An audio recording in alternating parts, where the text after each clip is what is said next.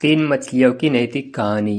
एक नदी के किनारे उसी नदी से जुड़ा एक बड़ा जलाशय था। जलाशय में पानी गहरा होता है, इसलिए उसमें आई तथा मछलियों का प्रिय भोजन जलीय सूक्ष्म पौधे उगते हैं। ऐसे स्थान मछलियों को बहुत रास आते हैं। उस जलाशय में भी नदी से बहुत सी मछलियां आकर रहती थी। अंडे देने के लिए तो सभी मछलियां उस जलाशय में आती थी।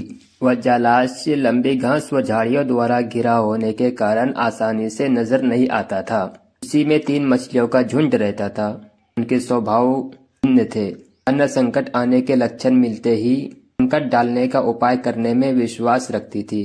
मृत्यु कहानी थी कि संकट आने पर ही उससे बचने का यंत्र करो। यह दिन का सोचना था कि संकट को टालने या उससे बचने की बात बेकार है। करने कराने से कुछ नहीं होता।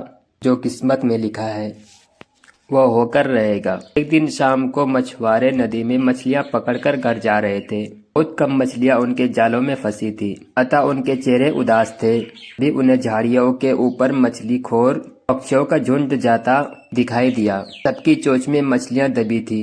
वे चौके एक ने अनुमान लगाया, दोस्तों लगता है झाड़ियों के पीछे नदी से जुड़ा जलाशय है, जहाँ इतनी सारी मछलियां पल रही है।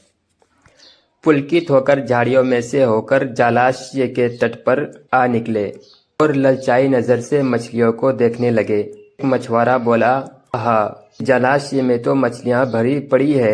आज तक हमें इसका पता ही नहीं लगा। यहाँ हमें ढेर सारी मछलियां मिलेंगी। दूसरा बोला। तीसरे ने कहा, आज तो शाम घिरने वाली है, कल सुबह ही आकर यहाँ जाल डालेंगे। इस प्रकार मछुआरे दूसरे दिन का कार्यक्रम तय करने ले गए। तीनों मछलियों ने मछुआरे की बात सुन ली थी। अन्ना मछली ने कहा, साथियों तुमने मछुआरे की बात सुन ली। अब हमारा यहाँ रहना खतरे से खाली नहीं है। खतरे की सूचना हमें मिल गई है। समय रहते अपनी जान बचाने का उपाय करना चाहिए। मैं तो अभी ही इस जलाशय को छोड़कर नहर के रास्ते नदी में जा रही हूँ। उसके बाद मछुआरे सुबह आए, जाल फेंके।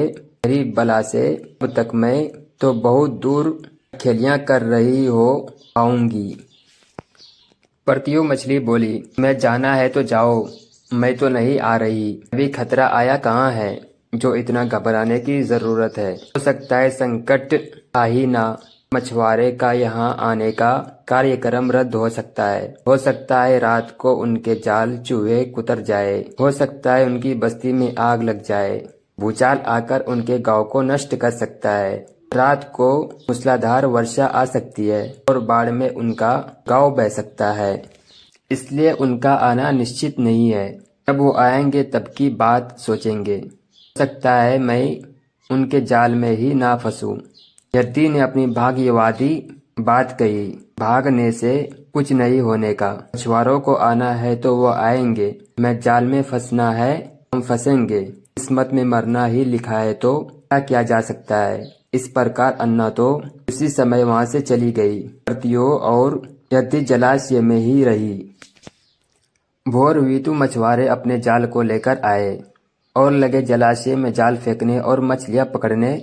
परतियो ने संकट को आए देखा तो लगी जान बचाने के उपाय सोचने। उसका दिमाग तेजी से काम करने लगा। आसपास छिपने के लिए कोई खोखली जगह भी नहीं थी। भी उसे याद आया कि उस जलाशय में काफी दिनों से एक मरे हुए ऊदबिलाव की लाश तैरती रही है और उसके बचाव के काम आ सकती है। जल्दी ही उसे वह लाश मिल गई। लाश सड़ने लगी थी। परतियो लाश के पेट में घुस गई और सड़ती लाश की टांग अपने ऊपर लपेटकर बाहर निकली। कुछ ही देर में मछुआरे के जाल में परतियो फंस गई। मछुआरे ने अपना जाल खींचा और मछलियों को किनारे पर जाल से कट दिया। बाकी मछलियां तो तड़पने लगी, परंतु परतियो दम साध कर मरी हुई मछली की तरह पड़ी रही।